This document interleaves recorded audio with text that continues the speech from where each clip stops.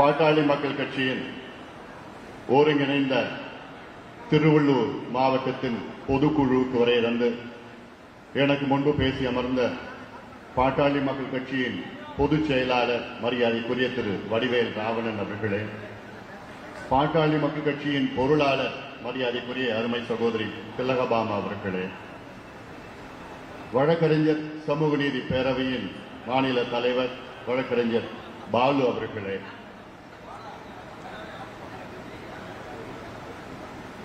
பாட்டாளி மக்கள் கட்சியின் மாநில அமைப்பு செயலாளர் டிஎம்பி திருமாவளவன் அவர்கள், நம்ம எல்லாம் அன்போடு வரவேற்ற இந்த நிகழ்ச்சிக்கு தலைமை தாங்குகின்ற மாவட்ட செயலாளர் தம்பி தினேஷ்குமார் அவர்கள், நம்ம எல்லாம் அன்போடு வரவேற்ற தம்பி வெங்கடேசன் அவர்கள், இந்த பொதுக்குழுவுக்கு முன்னிலை வகிக்கின்ற மாவட்ட செயலாளர்கள் ஆலப்பாக்கம் சேகர் அவர்கள், அனந்த கிருஷ்ணன் அவர்கள், வி.எம். சேகர் அவர்கள், சிவபிரகாசம் அவர்கள், வி.எம். பிரகாஷ் அவர்கள் மற்றும் மாவட்ட தலைவர்கள் விஜயன் அவர்கள், ரமேஷ் அவர்கள், பாண்டுரங்கன் அவர்கள், ரவி அவர்கள், எனக்கு முன்பு பேசிய முன்னாள் அம்பத்தூர் சேர்மன் மரியாதைக்குரிய திரு கே.என். சேகர் அவர்கள், மாநில இளைஞர் சங்கத்தின் செயலாளர் அருமை தம்பி பாலயோகி அவர்கள், மாநில துணைத் தலைவர் மருத்துவர் வைத்தியலிங்கம் அவர்கள்,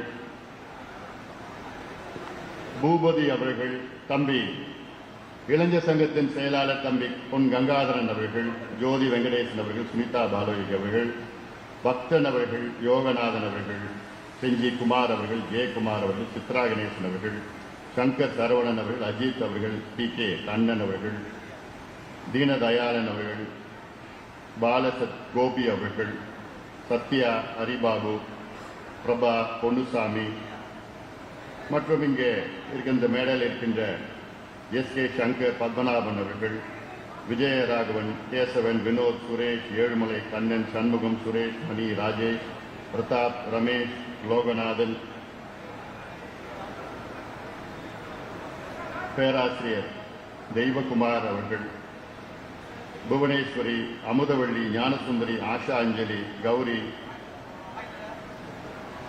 ரூபன்குமார், பிரசாத், பூபாலன், அருணகிரி, பழனி, முனுசாமி, டில்லி, சுதாகர், கும்மிடிப்பூண்டி செல்வராஜ், யோகநாதன், செந்தில்குமார், ஜெயக்குமார், சித்ரா, மதுகுமார், ராஜ், அன்பழகன், சங்கர் சரவணன், அஜித், ஆர்.கே. கண்ணன், தீனதயாளன் மற்றும் வருகை வந்திருக்கின்ற மதுரவாயில் செல்வம் அவர்கள், ஈகை தயாளன் அவர்கள், கணேஷ் முதலியார் அவர்கள், பார்த்தசாதி அவர்கள், செல்வகுமார் அவர்கள், சசிகலா அவர்கள் மற்றும் இந்த நிகழ்ச்சியை மிக சிறப்பாக நடத்தி கொண்டிருக்கின்ற பாட்டாளி மக்கள் கட்சியின் தலைமை நிலை செயலாளர் பேராசிரியர் செல்வகுமார் அவர்கள் உள்ளிட்ட மேடையில் இருக்கின்ற அனைத்து நிலை நிர்வாகிகளும், இங்கே வருகை வந்திருக்கின்ற மாநில, மாவட்ட, ஒன்றிய, பேரூர், நகர பாட்டாளி மக்கள் கட்சியின் இந்த ஒருங்கிணைந்த மாவட்ட பொதுக்குழு உறுப்பினர்களுக்கும் ஊடக நண்பர்கள், என் உயிரினும் மேலான அன்பு பாட்டாளி சொந்தங்களே, உங்கள்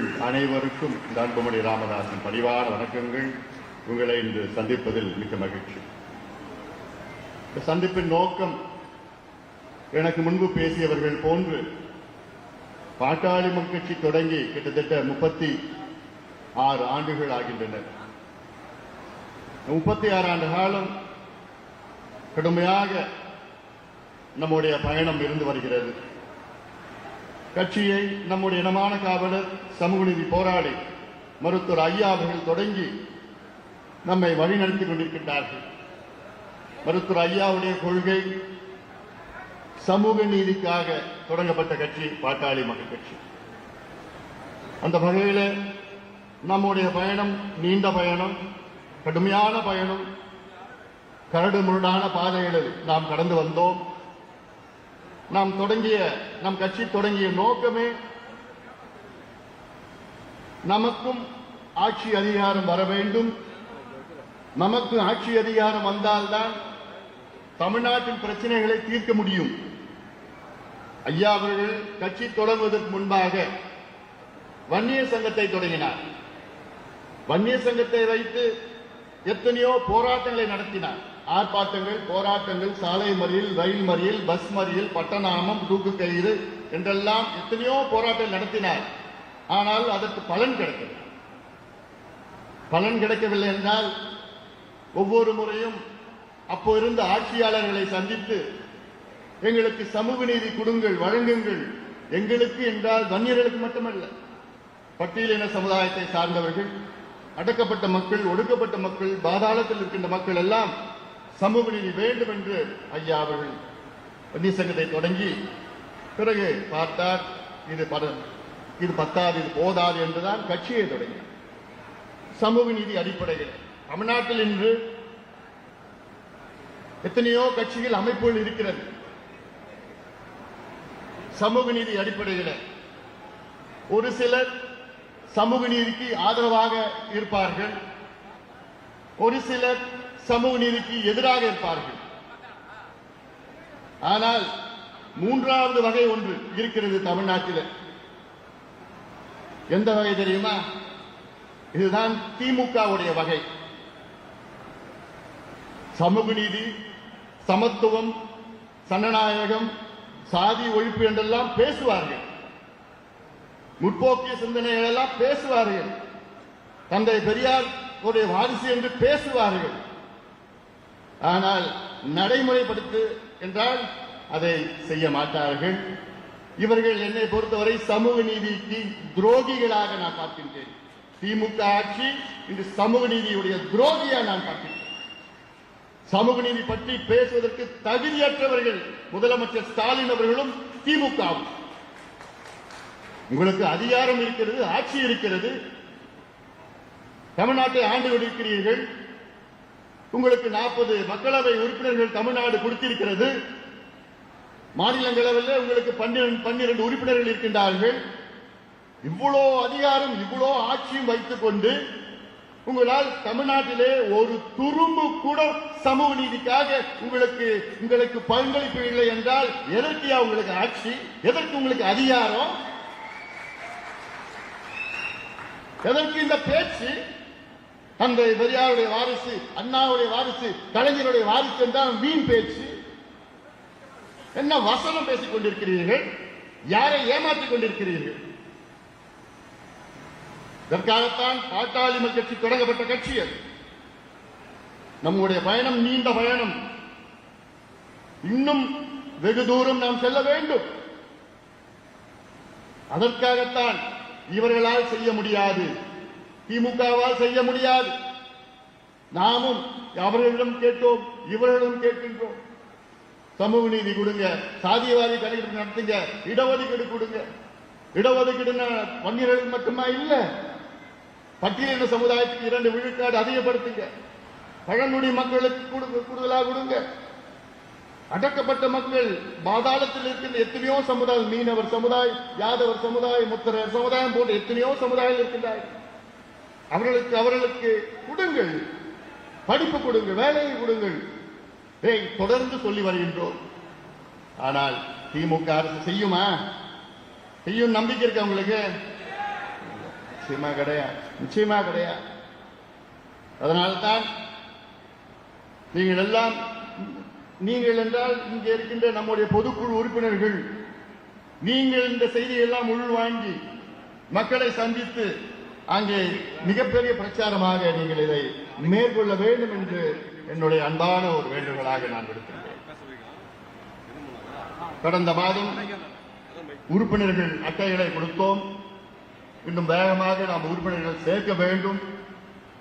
அதற்கு முந்தைய மாதத்திலே மிகப்பெரிய ஒரு மாநாடை நடத்தினோம். இந்த உலகமே வியந்து பார்க்கின்ற அந்த மாநாடு, மிகப்பெரிய ஒரு மாநாடு, சமூக நீதி மாநாடு நடத்தியது வன்னியர் சங்கம். ஆனால் அது சமூக நீதி மாநாடு. அந்த மாநாட்டினுடைய முக்கிய அம்சங்கள், தமிழ்நாட்டிலே சாதிவாரி மக்கள் தொகை கணக்கெடுப்பு நடத்த வேண்டும். நடத்திய பிறகு 69 விழுக்காடு இடஒதுக்கீட்டுக்கு பாதுகாப்பு அளிக்க வேண்டும். அதன் பிறகு தமிழ்நாட்டில் உள்ள அனைத்து சமுதாயங்களுக்கும் மக்கள் தொகை மற்றும் சமூக நீதி பின்தங்கிய நிலையின் அடிப்படையில் அனைத்து சமுதாயங்களுக்கும் இடஒதுக்கீடு வழங்க வேண்டும். மத்தியிலே இருக்கின்ற 50 விழுக்காடு இடஒதுக்கீடு உச்சவரம்பை நீக்க வேண்டும். கிரிமி லேயர் என்ற ஒன்றை அகற்ற வேண்டும். பெண்களுக்கு பாதுகாப்பு அளிக்க வேண்டும். போதை பொருட்களை ஒழிக்க வேண்டும். மதுவை அழிக்க வேண்டும். இதையெல்லாம் அந்த மாநாட்டிலே தீர்மானமாக போட்டு பேசினோம். எவ்வளவு லட்சக்கணக்கான நம் சொந்தங்கள் அங்கே கூடினார்கள். அதில் எத்தனையோ நம்முடைய பாரம்பரியம், நம்முடைய வரலாறு, மறைக்கப்பட்ட வள்ளல்கள், மறைக்கப்பட்ட தியாகிகள், மறைக்கப்பட்ட சுதந்திர போராட்டங்கள், வீரர்கள் எல்லாம் உங்களுக்கு தெளிவுபடுத்தினோம், வெளிப்படுத்தினோம். இந்த நேரத்தில் கிராமங்களுக்கு செல்லுங்கள், இளைஞர்களை சந்தியுங்கள், சந்தித்து உறுப்பினர்களை சேருங்கள். இது அவசியமானது. அதனால்தான் இப்பொழுது நான் ஒவ்வொரு மாவட்டமாக வந்து மாவட்ட பொதுக்குழுவை நடத்தி ஆங்காங்கே சென்று இதெல்லாம் நோக்கம் நீங்கள் எல்லாம் இன்னும் வேகமாக நீங்கள் பணியாற்ற வேண்டும். வருகின்ற ஆட்சி 2026 தமிழ்நாட்டிலே பாட்டாளி மக்களுக்கு அங்கமாக இருக்கின்ற கூட்டணி ஆட்சி தமிழ்நாட்டில் நடக்கும். ஏன்னா பாட்டாளி மக்கள் கட்சி இவங்க ஆட்சிக்கு வர்றதற்கோ அல்லது அவங்க ஆட்சி வர்றதற்கோ நம்ம கட்சியை தொடங்கல. நம்மளும் ஆளணும். நம்ம அங்கே இருந்தால்தான், அங்கமாக இருந்தால்தான் நமக்கு சமூக நீதியை நிலைநாட்ட முடியும். வேற எதுவும் நமக்கு தேவை. ஒரு உதாரணம், 2004 மத்தியில கூட்டணி ஆட்சி, ஐக்கிய முற்போக்கு அரசு யூபிஏ கவர்மெண்ட்ல கூட்டணி ஆட்சியிலே அங்கமாக இருந்தும் நானும் அமைச்சராக இருந்தேன். அரங்கவேலு அமைச்சராக இருந்தார். கூட்டணி ஆட்சினால் அப்பொழுது ஆட்சி அமைப்பதற்கு முன்பாக குறைந்தபட்ச செயல் திட்டம், காமன் மினிமம் புரோகிராம் ஒன்று அமைத்தார்கள். அந்த காமன் மினிமம் புரோகிராமில் பாட்டாளி மக்களுடைய கோரிக்கை என்ன? இந்தியாவிலே இதர பிற்படுத்தப்பட்ட வகுப்புக்கு கல்வியிலே 27 விழுக்காடு இடஒதுக்கீடு வழங்க வேண்டும். ஓபிசி, இந்தியாவில் ஓபிசியில மத்திய அரசு கல்வி நிலையங்கள் 27 விழுக்காடு இடஒதுக்கீடு வழங்க வேண்டும் என்று நம்முடைய கோரிக்கை அந்த குறைந்தபட்ச செயல் திட்டத்திலே நாங்கள் யோசனை வைத்தோம். அதை ஏற்றுக்கொண்டார்கள். ஏற்றுக்கொண்டு 2 ஆண்டுகள் ஆகியும் அதை நடைமுறைப்படுத்தவில்லை. பிறகு அந்த கூட்டத்திலே மருத்துவர் ஐயா அவர்கள் கலந்து கொண்டு, நீங்கள் நடைமுறைப்படுத்தவில்லை என்றால் நாங்கள் இந்த கூட்டணி விட்டு வெளியேறுகிறோம் என்று ஐயா அவர்கள் சொல்லிய காரணத்தால் தான் பிறகு அன்று அந்த ஐக்கிய முற்போக்கு கூட்டணியின் தலைவர் சோனியா காந்தி அம்மையார் அவர்கள் ஐயாவை படுத்தி உடனடியாக நாங்கள் அறிவிக்கிறோம் என்று சொல்லி அன்று மாலை அறிவிக்கின்றார்கள். இதுதான் கூட்டணி ஆட்சி. இதுதான் தமிழ்நாட்டுக்கும் வேண்டும். காரணம், ஒவ்வொரு கட்சிக்கும் ஒரு கொள்கை இருக்கிறது. நம் கட்சியினுடைய கொள்கை சமூக நீதி. நாம் தமிழ்நாட்டிலே அங்கே கூட்டணி ஆட்சியிலே அங்கமாக இருந்தால் சமூக நீதி சார்ந்த அத்தனை பிரச்சனைகளுக்கு தீர்வு நம்மால் முடியும், நம்மால் வரும். அந்த நம்பிக்கை தமிழக மக்களுக்கு செல்ல வேண்டும். நிச்சயமாக செல்வோம். ஏன்னா இன்னைக்கு முதலமைச்சர் ஸ்டாலின் அவர்களுக்கு சமூக நீதினா என்னன்னு தெரியல, சமத்துவம்னா என்னன்னு தெரியல, ஜனநாயகம் என்னன்னு தெரியல. ஆனா நான் தான் தந்தை பெரியாருடைய பேரன், கொள்ளு பேரன். இப்பெல்லாம் பேசி பேசி இன்னும் எவ்வளவு காலமா தமிழக மக்களை ஏமாத்த போறீங்க? நீங்க எவ்வளவு ஏமாத்த போறீங்க? டெல்லியில 5 ஆண்டு காலம் அமைச்சராக இருந்தோம். அப்பொழுது கூடுதலாக இன்னொன்று நாம் செய்தோம். என்ன?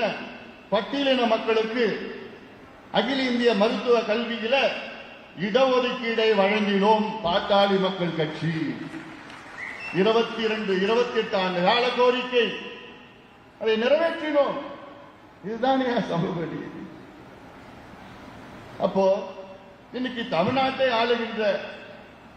ஆளுவதற்கு தகுதியான ஒரே கட்சி பாட்டாளி மக்கள் கட்சி மட்டும்தான். இது எங்க வேணா நான் சொல்லுவேன். அந்த அடிப்படையில் தான் வருகின்ற ஜூலை மாதம் 25ஆம் தேதி நம்முடைய இனமான காவலர் சமூக நீதி போராளி மருத்துவர் ஐயா அவருடைய பிறந்த நாள், பசுமை தாயகம் நாள் அன்றைக்கு ஒரு நடைபயணத்தை மேற்கொள்ள இருக்கின்றேன். தமிழக மக்களின் உரிமை மீட்பு பயணம்.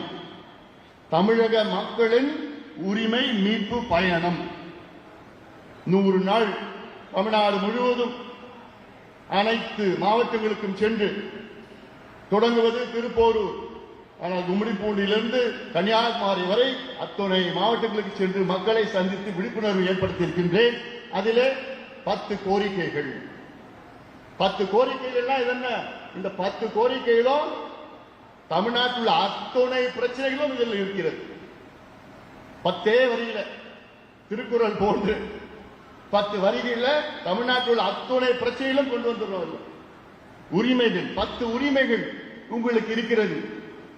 மக்களுக்கு உரிமைகள் இருக்கிறது. அதை நிலைநாட்டுவது, அதை செயல்படுத்துவது அரசினுடைய கடமை. I have all rights. It is the duty of the state to enforce my rights. ஆனா அப்படி ஏதாவது நடக்குதா தமிழ்நாட்டில்? அப்படி ஏதாவது உங்களுக்கு தெரியுதா? வாக்குறுதி, பொய் வாக்குறுதி கொடுத்து கொடுத்து கொடுத்து கொடுத்து ஏமாத்தி கொண்டிருக்கின்ற தமிழக அரசு, திமுக அரசு, மக்கள் இனி உங்களை நம்ப போவது கிடையாது. அதை எப்பயோ முடிச்சுட்டாங்க, முடிஞ்சு போச்சு. திமுக ஆட்சியினுடைய கவுண்ட் டவுன், திமுக ஆட்சியுடைய முடிவுக்கு கவுண்ட் டவுன் இப்பொழுது இன்னைக்கிலிருந்து ஆரம்பிச்சிருச்சு.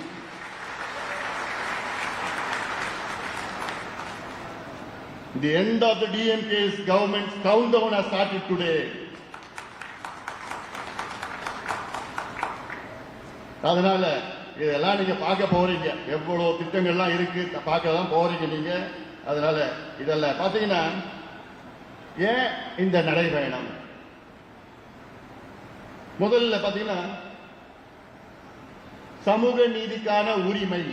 முதல்ல ரைட் டு சோசியல் ஜஸ்டிஸ், சமூக நீதிக்கான உரிமைனா இதுல கிட்டத்தட்ட இதை பேசணும்னா 2 மணி நேரம் 3 மணி நேரம் பேசலாம். அது மட்டும் எல்லாத்துக்கும் அதுல அடங்கி இருக்கிறது.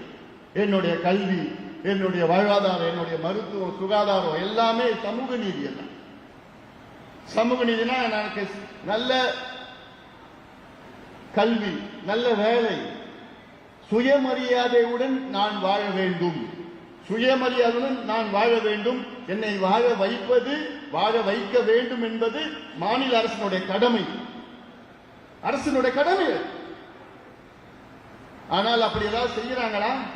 ரோட்ல போய் பார்த்தா அந்த ரோட்ல அந்த பக்கம் இந்த பக்கம் படுத்து போதையில படுத்துட்டு இருக்கலாம், தண்ணி அடிச்சு போதையில படுத்துட்டு இருக்கலாம், சாக்கடையில படுத்துட்டு இருக்கலாம், எங்க பார்த்தாலும். அப்படி சுயமரியாதையுடன் நான் வாழ முடியுமா? அப்படி சூழல்ல இந்த மாவட்டத்திலுடைய தீர்மானங்கள் எல்லாம் போட்டாங்க. இந்த மாவட்டத்துடைய பிரச்சனைகள், தீர்மானங்கள், திருவள்ளூர் மாவட்டத்துக்கு தீர்மானங்கள், பிரச்சனைகள் எத்தனையோ முறை திருவள்ளூர் மாவட்டத்துக்கு எத்தனையோ போராட்டத்திற்கு நான் வரையில் வந்திருக்கின்றேன். ஆர்கே பேட்டையில எத்தனை 2 முறை பண்ணுமா விஜய்? எங்க கொசஸ்தலை ஆற்றுல ஆந்திராவில் தடுப்பணை கட்டுறாங்க. முன்னாடி அப்போ சந்திரபாபு நாயுடு நேரத்தில் அப்போ ஒரு போராட்டம் பண்ணோம். இப்போ ஜெகன் ரெட்டி அப்போ அந்த நேரத்தில் நான் போய் போராட்டம் பண்ணதுக்கு அப்புறம் நிறுத்திட்டாங்க. இப்போ மறுபடியும் ஏதோ ஒன்று பேசிட்டு இருக்கிறாங்க, விட போறதில்லை. நம்முடைய உரிமைகள். திருவள்ளூர் மாவட்டத்தில் அறிவுசார் நகரமா, இன்டலெக்சுவல் சிட்டி. யாரையா கேட்டாரு? இன்டலெக்சுவல் சிட்டி எங்க நிலத்தெல்லாம் பிடுங்கி முப்போகம் விளைகின்ற நிலம் 1700 ஏக்கர் முப்போகம் விளைகிற மண்ணை பிடுங்கி எங்க விவசாயம் எல்லாம் துரத்தி அந்த 1700 ஏக்கரை அமெரிக்காவில் உள்ள ஒரு நிறுவனத்துக்கு ஒப்படைக்க போறாங்களாம். ஒப்படைச்சு என்ன ஆக போகுது? அவன் வருவான், அவன் பில்டிங் கட்டுவான், அவன் ஆளுங்களை போடுவான், அங்க இருந்து போடுவானுங்க, அவங்க ஏதோ போட்டு படிச்சுட்டு போறாங்க. ஏன் இது திருவண்ணாமலையில கட்டிட்டு போங்க. திருவண்ணாமலையில தரிசு நிலம் எவ்வளவு இருக்கு? ராமநாதபுரத்தில் கட்டுங்கள, அங்க எவ்வளவு தரிசு நிலம் இருக்கு.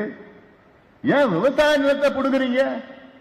நிச்சயமாக அதை விட போவது கிடையாது, நிச்சயமாக விட போவது கிடையாது. ஒரு ஆண்டிற்கு அங்க இருக்கிற விவசாயிகள் 15 லட்சம் 20 லட்சம் சம்பாதிச்சுட்டு இருக்கிற அந்த நிலத்தை வச்சுட்டு, ஒரு ஏக்கர் வச்சு அதை விட்டுட்டு அதை புடுங்கி எடுத்து நீங்க அறிவு சார் நகர் வேணாம்பா. அது மட்டுமல்ல, கிட்டத்தட்ட 10,000 குடும்பங்களை அகற்றி 1500 ஏக்கர் இந்த சிப்காட் லேண்ட் பேங்க் உருவாக்குறாங்களாம். சிப்காட்டுக்கு 45,000 ஏக்கர் லேண்ட் பேங்க் உருவாக்குறாங்களாம். எங்க நம்ம வீடெல்லாம் அழிச்சு நம்மள துரத்தி அப்புறப்படுத்தி இவங்க லேண்ட் பேங்க் உருவாக்கி இவங்க அந்த லேண்ட் யாரு கொடுப்பாங்க? முதலாளிகளுக்கு கொடுப்பாங்க. எவன் காசு கொடுக்குறானோ அவனுக்கு கொடுத்துட்டு போவான் லஞ்சத்துக்கு. இப்படி ஒவ்வொன்று பிரச்சனைகள், எவ்வளோ பிரச்சனைகள் மாவட்டத்தில் கும்மிடி பூண்டியில அவ்வளோ அந்த சுற்றுச்சூழல் பாதிப்பு எல்லாமே இருக்குதுல்ல. பாத்தீங்கன்னா வன்முறை இல்லா வாழ்வுக்கான மகளிர் உரிமை இரண்டாவது. இங்க மகளிர் எல்லாம் வந்திருக்கிறாங்க. அவங்களுடைய உரிமை என்ன? நான் தைரியமாக இரவில் கூட வெளியில செல்ல வேண்டும். அது எல்லாருடைய கோரிக்கை. எங்க வேணா நான் போனோம், தைரியமா நான் போனோம். வன்முறை இல்லா வாழ்வுக்கான மகளிர் உரிமை. ராத்திரியில போன எவனா குடிச்சிட்டு வந்து கலடா பண்ணுவான், எவனா போய் போதை மாத்திரை போடுத்துட்டு தகராறு பண்ணுவான். எத்தனையோ சீற்றங்கள் இருக்கிறது. இப்படி வன்கொடுமைகள் நடந்து கொண்டிருக்கிறது. பார்த்தோம் சமீபத்தில் அண்ணா யூனிவர்சிட்டியில பார்த்தோம், பொள்ளாச்சியில பார்த்தோம், வேலூர் மாவட்டத்தில் பார்த்தோம், என்னென்னமோ பார்த்துட்டு தான் வரும். அப்படி இருக்கிற மகளிருக்கு உரிமை, உங்களுக்கு உரிமை இருக்கிறது. இந்த உரிமையை நீங்கள் நிலைநாட்ட வேண்டும். நீங்க கேட்கணும் உரிமையை. இந்த உரிமை எங்களுக்கு இருக்கு. அரசியல் சாசனம் இந்த உரிமை எங்களுக்கு கொடுத்திருக்கிறது. இந்தியன் கான்ஸ்டிடியூஷன் எங்களுக்கு கொடுத்திருக்கிறது. அந்த உரிமையை எங்களுக்கு கொடுங்கள் என்று நீங்கள் ஒவ்வொருவரும் தமிழக அரசு கேட்க வேண்டும். அதற்காகத்தான் இந்த நடைபயணம். மூன்றாவது, வேலைக்கான உரிமை, ரைட் டு எம்ப்ளாய்மெண்ட். இது எனக்கு வேலை கொடுக்கணும், நான் வேலையில இருக்கணும், கௌரவமா நான் வாழணும். இது என்னுடைய உரிமை. இந்த உரிமையை கொடுப்பது தமிழக அரசு கொடுக்கணும், மாநில அரசு கொடுக்கணும், மத்திய அரசு கொடுக்கணும். ஆனா என்ன பண்றாங்க? இந்த நிலத்தெல்லாம் எடுத்துட்டாங்க. திருவள்ளூர் மாவட்டத்தில் எல்லா நிலமும் பிடுங்கிட்டாங்க. அங்க தொழிற்சாலை, ஃபேக்டரி. அந்த ஃபேக்டரியில உங்களுக்கு வேலை இருக்கா? இந்த பிள்ளைங்களுக்கு வேலை இருக்கா? யாருக்கும் வேலை இல்லை, யாருக்குமே வேலை இல்லை. படிச்சு படிச்சு படிச்சு சும்மா உட்கார்ந்துட்டு இருக்கான். அந்த சும்மா உட்கார்றதுனால தான் அவன் போய் என்ன பண்றான்? தண்ணி அடிக்கிறான், மாத்திரையை போடுறான், ஏதோ கஞ்சா கிஞ்சா போட்டு பண்ணிட்டு இருக்கிறான். வேலையில இருந்தா எல்லாம் செய்ய மாட்டான். அந்த உரிமை இருக்கிறது, எனக்கு இருக்கிறது, அரசு கொடுக்கணும். ஆனா அரசு என்ன பண்ணுது? திமுக ஆட்சிக்கு வருவதற்கு முன் என்ன பண்ணாங்க? நாங்கள் ஆட்சிக்கு வந்தால் 3 லட்சம் அரசு வேலைகளை மீண்டும் நாங்கள் உருவாக்குவோம், காலியாக இருக்கின்ற 3.5 லட்சம் வேலைகளை நாங்கள் நிரப்புவோம், மொத்தம் 6.5 லட்சம் வேலைகளை நாங்கள் கொடுப்போம் என்று உறுதி கொடுத்த திமுக ஒரே ஒரு வேலை கூட கொடுக்கல. ஒரே ஒரு வேலை கூட கொடுக்கல. எவ்வளவு மோசடி, எவ்வளவு துரோகம் செய்து கொண்டிருக்கிறது திமுக. அடுத்தது, விவசாயம் மற்றும் உணவுக்கான உரிமை, right to farming and right to food. விவசாயம் செய்வதற்கு எனக்கு உரிமை, எனக்கு நல்ல உணவு கிடைப்பது என்னுடைய உரிமை. இது எவ்வளோ பிரச்சனைகள் இருக்கு. நீங்க இதெல்லாம் ஏதோ பேசலாம்னு நினைச்சுக்காதீங்க. இது முக்கியமானது. இது ஒன்னு நம்ம தமிழ்நாடு முழுவதும் அதை விவசாயிகளை வைத்து நம்ம பேசுவோம், பெண்களை வைத்து நம்ம பேச போறோம். இப்ப உணவு சாப்பிடணும்னா அந்த உணவு பரிமாற்றம் செய்கின்ற சின்ன சின்ன சிற்றுண்டிகள் அவங்களாம் வச்சு நம்ம அவங்களுடைய கஷ்டங்கள் எவ்வளவு இருக்கு அதெல்லாம் நம்ம வச்சு பேச போறோம். மகளிர் வச்சு நம்ம பேச போறோம், எவ்வளவு பிரச்சனை மகளிருக்கு இருக்கிறது. அதே போன்று வளர்ச்சிக்கான உரிமை, ரைட் டு டெவலப்மெண்ட். இது எல்லாமே சேர்த்து வரும். அது இவ்வளவு பெரிய ஒரு ரைட் டு டெவலப்மெண்ட் என்னுடைய உரிமை அது. அதே போன்று அடிப்படை சேவைக்கான உரிமை, ரைட் டு பப்ளிக் சர்வீசஸ். இது எத்தனையோ முறை சொல்லிட்டோம். நம்ம இங்க போய் லஞ்சம் கொடுத்து அங்க போய் நேரத்தை வீணாயிடுச்சு. ஒரு சர்டிபிகேட் வாங்கினா லஞ்சம் கொடுக்கணும், நேரத்தை வீணாக்கணும், திருப்பி அவங்க கிட்ட கொடுத்து, அங்க இருந்து இங்க ஃபைல் வருது, இங்க இருந்து அங்க ஃபைல் போகுது, அங்க இருந்து இங்க வருது, இவனுக்கு இவனுக்கு எல்லாம் கொடுத்து அவ்வளவுதான், முடிஞ்சு போச்சு. இதெல்லாம் இருக்காது. நம்ம ஆட்சியில இது எல்லாத்தையும் காலி பண்ணிடுவோம் எல்லாம். அதே போன்ற கல்வி நல்வாழ்வுக்கான உரிமை, right to health, right to education. கல்வி கொடுப்பது அரசினுடைய கடமை, கல்வி பெறுவது என்னுடைய உரிமை. அது இலவசமா தரமான கல்வி பெறுவது என்னுடைய உரிமை. இலவசமா தரமான மருத்துவம் பெறுவது என்னுடைய உரிமை. அதை கொடுக்க வேண்டியது தமிழக அரசினுடைய கடமை. கொடுக்கறாங்களா? ஒண்ணு கிடையாது. காசு வச்சிருந்தா சிபிஎஸ்இல படிக்கலாம், இல்லனா கவர்மெண்ட் ஸ்கூல்ல வாதியார் கிடையாது, கிளாஸ் ரூம் கிடையாது, ஒழுகிட்டு இருக்கும், ஒண்ணுமே கிடையாது. ஒரு வாதியார் 4 கிளாஸ். என்னையா ஆட்சி நடத்துறீங்க? என்ன ஆட்சி? 78 ஆண்டுகள் ஆகிறது சுதந்திரம் அடைந்து. இவர்கள் ஆட்சிக்கு வந்து 60 ஆண்டுகள் ஆகிறது. 60 ஆண்டுகள் ஆட்சி செய்து கொண்டிருக்கின்றார்கள். இன்னும் இந்த நிலை என்ன நிலை? அவல நிலை, அவல நிலை. அடுத்தது மது போதை பொருட்களால் பாதிக்கப்படாமல் இருக்கும் உரிமை. Right to free from alcohol and drug harm. மது போதை பொருட்களால் பாதிக்கப்படாமல் இருக்கும் உரிமை. அது திமுக சொல்ல முடியுமா? சொல்ல முடியுமா? விற்கிறதே அவங்க தானே, விற்கிறதே அவங்க தானே. குடிங்கடா, குடிங்க குடிங்க. இந்த வருஷம் 45,000 கோடி தான் வருமானம். ஐயோ, அவ்வளவுதானா? அமைச்சர் சொல்றார் சட்டமன்றத்துக்குள்ள. எப்படியாவது அடுத்த வருஷம் 50,000 கோடி வந்துடணுங்க, வந்துடணுங்க. இதுக்கு டார்கெட் பிக்ஸ் பண்றோம். டார்கெட் இந்த படிக்கிறதுக்கெல்லாம் டார்கெட் கிடையாது, தடுப்பூசி போடுறதுக்கெல்லாம் டார்கெட் கிடையாது, எத்தனை பேர் வந்து கல்வி கொடுக்குறோம் அதெல்லாம் டார்கெட் கிடையாது, ரேஷன் ஒழுங்கா நடக்குது அதெல்லாம் டார்கெட் கிடையாது. சரக்கு மட்டும் ஒழுங்கா போகணும். கொள்ளையோ கொள்ளை. அதுல பார்த்தா இப்போ அமலாக்கத்துறை 1000 கோடி ஊழல்னு அது மேல மட்டும் லேசா கீறி இருக்கிறாங்க, அவ்வளவுதான். உள்ள போனாங்கன்னா 2000, 3000, 5000, 10,000, 30,000, 50,000 கோடியின் ஊழல் அப்படி தோண்ட தோண்ட வரும். அதுக்கு அலறி அடிச்சுக்கிட்டு இந்த கோர்ட்டுக்கும் அந்த கோர்ட்டுக்கும், இந்த நீதிமன்றம் அந்த நீதிமன்றம், அப்படி இப்படி இப்படி எங்கெங்கயோ போய் எப்படியோட வச்சிருக்கிறாங்க. அலறி அடிச்சுட்டு போயிட்டாங்க. மணல் கொள்ளை அடிச்சானுங்க. வருஷத்துக்கு எவ்வளவு தெரியுமா? மொத்தம் தமிழக அரசுக்கு மணல் மூலயமா வருமானம் வருது. யாராவது சொல்லுங்க பார்க்கலாம், யாராவது சொல்லுங்க. தமிழக அரசுக்கு ஒரு வருஷத்துல தமிழ்நாட்டில் உள்ள அனைத்து மணல் குவாரிகள் இருக்கு, மணல் குவாரியிலிருந்து அரசுக்கு கணக்குல வர வருமானம் எவ்வளவு தெரியுமா? 27 கோடி. நம்புவீங்களா? நான் சொல்றது எல்லா குவாரியிலையும் 27 கோடி. அட படுபாவீங்களா, படுபாவீங்களா. இந்த 27 கோடி ஒரே ஒரு குவாரியில 4 நாள்ல வர வருமானம். ஒரே ஒரு குவாரியில 4 நாள்ல வர வருமானம். தமிழ்நாட்டில் 45 குவாரி இருக்குது. அதுல மொத்தம் வருஷம் ஃபுல்லா வருமானம் வந்து 27 கோடியா. எங்கேயாவது நம்ப முடியுமா? யார் நம்புவாங்க? அமலாக்கத்துறை வந்து ஒரு விசாரணை பண்ணாங்க, இடி என்போர்ஸ்மென்ட். பார்த்தா மொத்தம் ஒரு 10 குவாரியில மொத்தம் 4800 கோடி ஏமாத்திட்டாங்கன்னு. அது வந்து அந்த ஒரு 6 மாசத்துல அவ்வளவுதான். 50,000 60,000 கோடி கொள்ளை அடிச்சுட்டு இருக்கிறாங்க, எல்லாம் இருக்கிறாங்க. அதனால ஒன்னும் எவ்வளவு பண்ணி. அடுத்தது நீடித்திருக்கும் நகர்ப்புற வளர்ச்சிக்கான உரிமை. Right to sustainable urban development. Urban இப்ப எல்லாமே கிராமத்திலிருந்து நகரத்துக்கு போயிட்டாங்க. எல்லாம் கிராமத்துல விவசாயம் இல்ல, தண்ணி இல்ல, படிப்பு இல்ல, எதுவும் கிடையாது.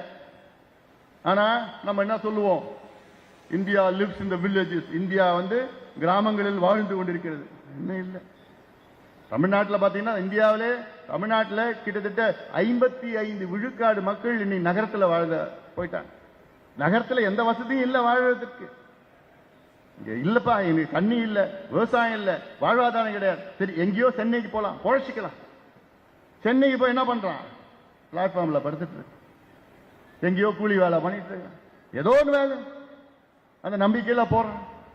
சென்னை போன்ற பெருநகர்களுக்கெல்லாம் சென்று அங்க போயிட்டு அதுதான் அவர்களுக்கு வாழ்வதற்கு அவர்களுக்கு உரிமை இருக்கிறது. நகர்ப்புற வளர்ச்சி என்பது மிகப்பெரிய ஒரு டாபிக்.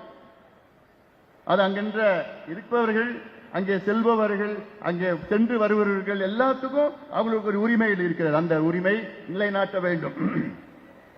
அடுத்தது 10வது ஆரோக்கியமான சுற்றுச்சூழலுக்கான உரிமை. Right to healthy environment. Environment என்ன? நம்முடைய சுற்றுச்சூழல். இப்போ உங்க வீடு இருக்குது, காட்டி தடியன் எங்க இருக்குது வீடு? உன் வீடு கும்மிடிப்பூண்டியில் இருக்குதா? கும்மிடிப்பூண்டியில் இருக்குன்னு வச்சுக்கோ உன் வீடு.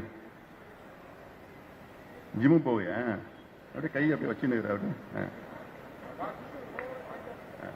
இந்த வாய் தான் இதெல்லாம் பண்ணு, வாய் மட்டும் கும்மிடிப்பூண்டியில் உன் வீடு இருக்கு. உங்க உங்க அப்பா, உங்க தாத்தா, உங்க முப்பாட்டன், பூட்டன், பாட்டன் எல்லாம் அங்கதான் வாழ்ந்தாங்க. நீ அங்கதான் வாழ போற. இப்ப திடீர்னு அரசாங்கம் அங்க வந்து சிப்காட்டை அறிவிக்கிறாங்க. சிப்காட்டை அறிவிச்சுட்டு தொழிற்சாலைகள் அங்க தொடங்கி அதுல வந்து சுற்றுச்சூழலுக்கு பாதிப்பு ஏற்படுறது தொழிற்சாலைகள், பிளாஸ்டிக்கை எரிக்கிறது, அதுக்கப்புறம் வந்து இந்த அனல் மின் நிலையங்களை உருவாக்கி நிலக்கரியை எரிச்சு போட்டு பண்றது, குப்பையை எரிக்கிறது, குப்பையை பதப்படுறது, அப்படியெல்லாம் நிறைய இருக்குது அந்த கும்மிடிப்பூண்டியில் இருக்கு. இது அது என்ன பண்ணணும்னா அரசாங்கம் இத எந்த பாதிப்பு இல்லாம அங்க தொழிற்சாலையில கொண்டு வருவது அரசாங்கத்தினுடைய கடமை. உனக்கு நல்ல காற்று, நல்ல நீர், நல்ல நிலம் அப்படியே இருப்பது உன்னுடைய உரிமை. இதை அரசாங்கம் அதை கெடுத்துக் கொண்டிருக்கிறது. ஆக உன்னோட உரிமை என்ன? நான் காலகாலமா இங்க வாழ்ந்துட்டு இருக்கிறேன், ஆனா திடீர்னு அரசாங்கம் இங்க செய்து எனக்கு பாதிப்பு, எத்தனையோ பாதிப்பு வந்திருக்கு. கும்மிடிப்பூண்டி பகுதியில், இப்படி எங்க இந்த பகுதியெல்லாம் எவ்வளவு பாதிப்பு, சுற்றுச்சூழல், நீர்நிலை, காற்று எல்லாம் பாதிப்பு. அதை எனக்கு பாதிப்பு இல்லாமல் வாழ்வதற்கு என்னுடைய உரிமை. இதுதான் இந்த 10 உரிமைகளை நிலைநாட்டி தமிழ்நாடு முழுவதும் நடைபயணம் செல்ல இருக்கின்றேன். அதற்கு நீங்களும், ஏன்னா இப்போ அதிகாரப்பூர்வமாக உங்களுக்கு அடுத்தது வரும், செய்தி வரும், எப்படி நீங்க லோகோ போடலாம், எப்படி போஸ்டர் போடலாம், எப்படி சுயவிளம்பரம் செய்யலாம், என்னுடைய ப்ரோக்ராம் எப்படி, எல்லாமே அதிகாரப்பூர்வமா வரும். இப்ப வர செய்திகள்லாம் அவங்கவுங்க போட்டுட்டு இருக்கிறாங்க. அதிகாரப்பூர்வமா எதுவும் வரல, வரும். நேற்று முந்தினம் தான் அறிவிச்சிருக்கிறோம். அதற்கு நீங்கள் தயார் நிலையில் எல்லா பகுதியில் எல்லா ஊருக்கும் நான் போறேன், நடைபயணம் செல்ல போறேன். நடைபயணம் எனக்கு புதுசு கிடையாது. நான் இது வரைக்கும் பார்த்தீங்கன்னா தாமிரபரணியை காப்போம் என்று 2 நடைபயணம் மேற்கொண்டிருக்கின்றேன்.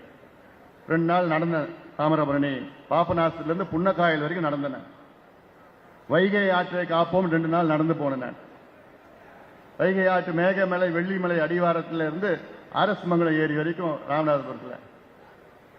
காவிரி ஆற்றை காப்போம் என்று ஒகேனக்கல்ல இருந்து பில்லிகுண்டிலிருந்து பூம்புகார் வரைக்கும் 3 நாள் நடைபயணம் பண்ணேன். அங்கங்க நடந்து துண்டு பிரஸ் எல்லாம் கொடுத்தேன் 3 நாள்.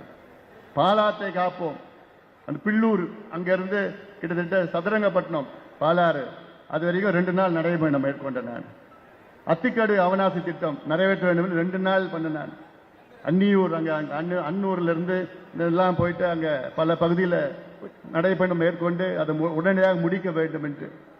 அதே போன்று காவிரி டெல்டா பகுதியில் பெட்ரோகெமிக்கல் மண்டலம் வர வேண்டாம், அங்கே மிகப்பெரிய பாதிப்பு என்று 2 நாள் நடைபயணம் மேற்கொண்டு ஒரு துண்டு பிரசுரம் கொண்டு விழிப்புணர்வு ஏற்படுத்தி அதை எதிர்ப்பு தெரிவித்தோம்.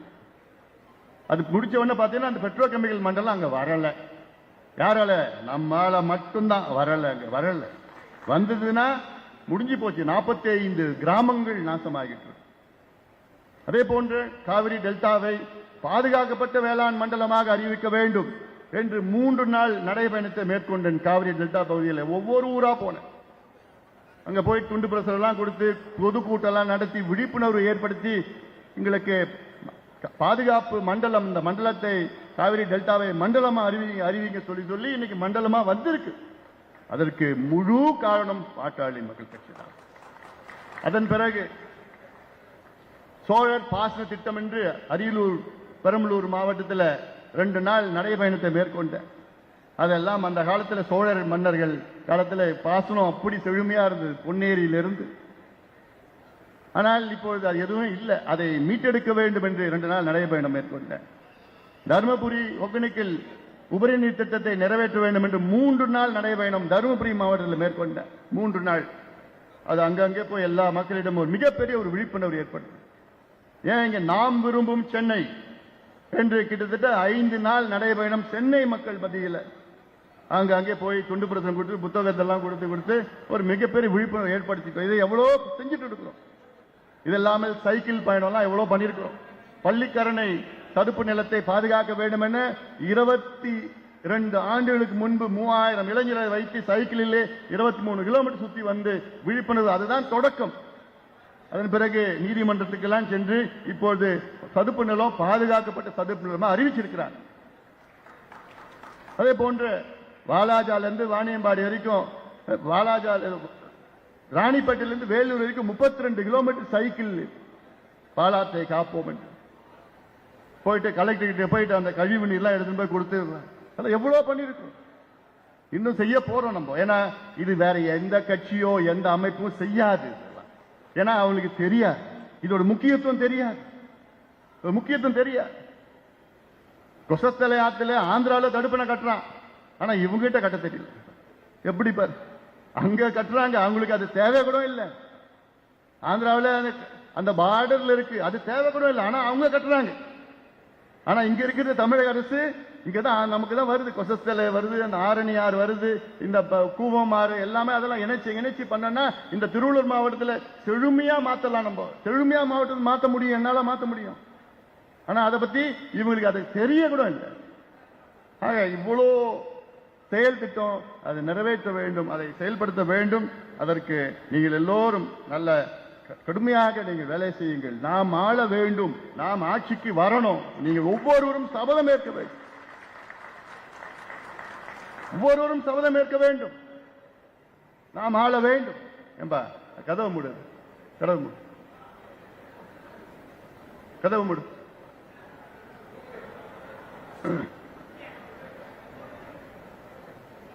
அப்போ இது ஒரு பக்கம் இருக்கு, நடைபயணம் பக்கம் இருக்கு. அதனால இதை முக்கியமாக இந்த செய்திகளை அதை உங்களுக்கு சொல்ல கடமைப்பட்டிருக்கின்றேன். இதையெல்லாம் நீங்கள் மனதிலே ஏற்றி உறுதியாக நாம் சொல்வோம், இதெல்லாம் நாம் நடைமுறைப்படுத்துவோம். அடுத்து சமூக நீதிக்கான போராட்டங்கள், சாதிவாரி கணக்கெடுப்பு தமிழக அரசு நடத்த வேண்டும், நடத்த வைப்போம். நம்முடைய உரிமை, அதை விட போறது கிடையாது. இதுக்கு தொடர்ச்சியாக கருத்தரங்கள்லாம் நம்ம நடத்தணும், போராட்டங்கள் நம்ம நடத்தணும், ஆர்ப்பாட்டங்கள் நடத்தணும். ஏன் இவ்வளோ பெரிய மாநாடு நடத்தணும்? உலகமே திரும்பி பார்த்த மாநாடு நடத்தியது எதுக்கு? சமூக நீதி எங்களுக்கு வேண்டும். அதுலதான் அடங்கி இருக்கிறது. இப்ப நான் சொன்னேன்ல, முதல் point right to social justice, சமூக நீதிக்கான உரிமை.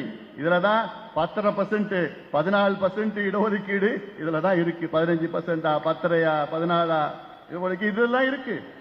69% இடஒதுக்கீடு இதுலதான் இருக்கு. இதெல்லாம் இது உள்ளதான் இருக்கு. இதுதான் முக்கியமான ஒரு நம்முடைய உரிமை. அந்த உரிமையை நிலைநாட்ட வேண்டும். இதற்கு இதெல்லாம் தயார் நிலையில இருங்க.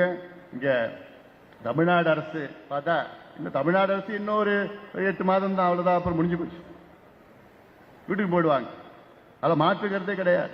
திமுக இன்னும் ஒரு 8 மாசம் தான், அதையாவது வீட்டுக்கு போயிடும், முடிஞ்சு போச்சு. அதனால அதுக்கு என்னென்ன செய்யணுமோ நம்ம செய்ய போறோம், நம்ம செய்ய போறோம். அதனால இதெல்லாம் பார்க்கணும். ஏன்னா தமிழ்நாட்டில் முதலமைச்சர் கையில தான் சட்டம் ஒழுங்கு இருக்கு. ஆனா பாத்தீங்களா, நேற்று முன்தினம் பாட்டாளி மக்கள் கட்சியினுடைய ஒருங்கிணைந்த மாவட்ட இளைஞர் சங்கம் செயலாளர் வழக்கறிஞர் சக்கரவர்த்தி அவர் கொடூரமான முறையில் துப்பாக்கியால் கொலை செய்யப்பட்டார். இது வட மாநிலங்கள்லாம் இல்லை, வட மாநிலம் இல்லை, இது தமிழ்நாடு. தமிழ்நாட்டில் துப்பாக்கி கலாச்சாரம் இதெல்லாம் பயமா இருக்கு. இதுக்கு முன்பு கேள்விப்பட்டதே கிடையாது. ஆனா இதெல்லாம் யார் காரணம்னா முதலமைச்சர் ஸ்டாலின் அவருடைய மெத்தனம். ஏன்னா அவருக்கு என்ன நடக்குதுன்னே தெரியல. ஆனா அவர்கிட்ட சட்ட ஒழுங்கு இருக்கு, காவல்துறை அவர்கிட்ட இருக்கு. முதலமைச்சர் அவர்களே, உங்களுக்கு நேரம் இல்லைன்னா இந்த துறையை வேற யாருக்காவது கொடுங்க. ஏன்னா முக்கியமான துறை இது, முக்கியமான துறை இது. எங்க கட்சியினுடைய இளைஞர் சங்கத்தினுடைய மாவட்ட செயலாளர் கொடூரமான முறையிலே துப்பாக்கியால் திட்டமிட்டு கொலை செய்யப்படுகிறார். திட்டமிட்டு. அதுவும் அவர் வழக்கறிஞர். ஒரு வழக்கறிஞருக்கு இந்த நிலைனா சாதாரண மக்களுக்கு எந்த நிலையில் இருக்கிறாங்க? அவங்களுக்கு உத்தரவாதம், உயிர் உத்தரவாதம் என்ன கிடையாது. இதெல்லாம் தமிழக மக்களிடம் எடுத்துச் செல்லுங்கள். மோசமான ஆட்சி தமிழ்நாட்டில் நடந்து கொண்டிருக்கிறது. மக்கள் விரோத ஆட்சி தமிழ்நாட்டில் நடந்து கொண்டிருக்கிறது. கேவலமான ஆட்சி தமிழ்நாட்டில் நடந்து கொண்டிருக்கிறது. இந்த ஆட்சிக்கு முற்றுப்புள்ளி வைக்க வேண்டும். அதற்கு தமிழ்நாட்டில் உள்ள அனைத்து தரப்பு மக்களும் வாருங்கள். இந்த ஆட்சியை, மக்கள் விரோத ஆட்சியை அகற்றுவோம். அதுக்கு நேரம் வந்துவிட்டது. அதனால இதை நீங்கள் மனதிலே வையுங்கள். நிச்சயமாக ஒரு மாற்றத்தை நாம் கொண்டு வருவோம். இந்த நடைபயணம், இந்த போராட்டங்கள், ஆர்ப்பாட்டங்கள் மூலமாக இதெல்லாம் நாம் கொண்டு வருவோம் என்று இந்த நேரத்திலே நான் சொல்ல கடமைப்பட்டிருக்கின்றேன். இந்த நிகழ்ச்சியை சிறப்பாக நடத்தி கொண்டிருக்கின்ற அத்துணை மாவட்ட செயலாளர் நிறைய பேருக்கு பேசுறதுக்கு வாய்ப்பு கொடுக்கல, தப்பா எடுத்துக்கூடாது. ஏன்னா எல்லாமே முக்கியமானவர்கள் தான்.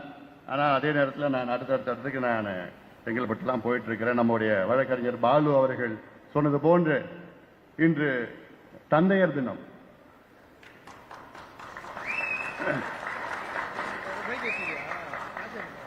மருத்துவர் ஐயா உள்ளிட்ட உலகில் வாழ்கின்ற அத்துணை தந்தையர்களுக்கு என்னுடைய வாழ்த்துக்கள், பாராட்டுக்களை நான் தெரிவிக்கின்றேன்.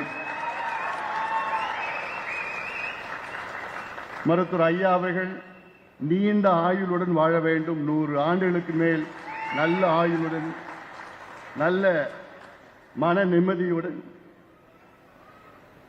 நல்ல உடல்நலத்துடன், மகிழ்ச்சியோடு வாழ வேண்டும். அது ஒரு மகனாக அது என்னுடைய கடமையும் கூட.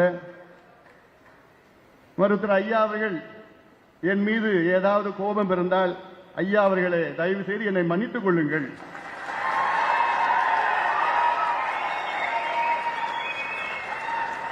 தந்தையிடம் மன்னிப்பு கேட்பது ஒரு பெரிதல்ல.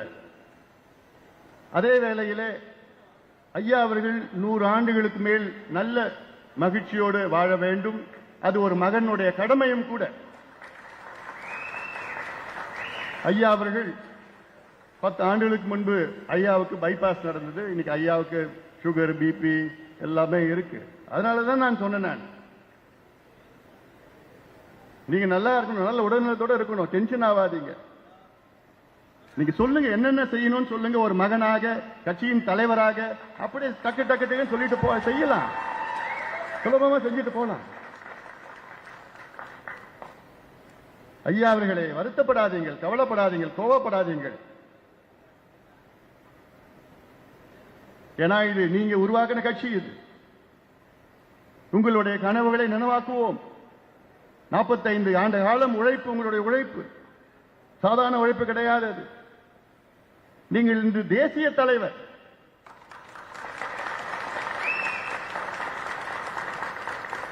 கடந்த ஆண்டு பாரத பிரதமர் மோடி அவர்கள் வந்து சொன்ன வார்த்தையில் என்னால் மறக்க முடியாது. ஐயா, இந்தியாவிலே மூத்த அரசியல் தலைவர் ஐயா அவர்களே என்று சொன்னார். தமிழ்நாட்டில் சொல்ல, இந்திய அளவிலே அந்த மதிப்பு, மரியாதை எல்லோருக்கும், எங்களுக்கு மட்டும் எல்லோருக்கும் இருக்கிறது. ஆக இந்த தந்தையர் தினத்தில் அன்று உலகில் வாழ்கின்ற அத்துணை தந்தையர்களுக்கும் என்னுடைய வாழ்த்துக்கள், பாராட்டுக்களை தெரிவித்து இந்த நிகழ்ச்சியை மிக சிறப்பாக நடத்தி கொண்டிருக்கின்ற அனைத்து மாவட்டங்களும், நான் வந்து தினேஷ் பேர் மட்டும் சொன்னா மற்றவெல்லாம் வச்சுப்பாங்க, எல்லாரும் தான்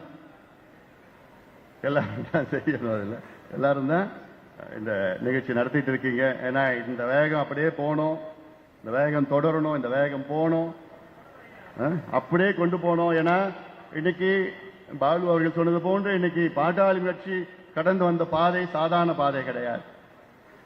எவ்வளோ சிரமம், எவ்வளோ கஷ்டம், எத்தனை ஜெயிலு, எத்தனை தியாகம், உயிர் தியாகம், எவ்வளோ பேர் இங்க இருக்கிறவங்க, வராதவங்க, வந்தவங்க எல்லாமே அவ்வளோ கஷ்டப்பட்டு இந்த கட்சியை, ஒரு கட்சியை வளர்க்கணும்னா சாதாரண விஷயம் கிடையாது. தினம் தினம் அவங்க நேரத்தையும் காலத்தையும் எல்லாத்தையும் அர்ப்பணிப்போடு இங்கே செயல்பட்டு கொண்டிருக்கின்ற அனைத்து நிர்வாகிகளுக்கும் என்னுடைய மனமார்ந்த வாழ்த்துக்களை, பாராட்டுக்களை நான் தெரிவித்து நன்றியோடு விடைபெறுகின்றேன். நன்றி வணக்கம்.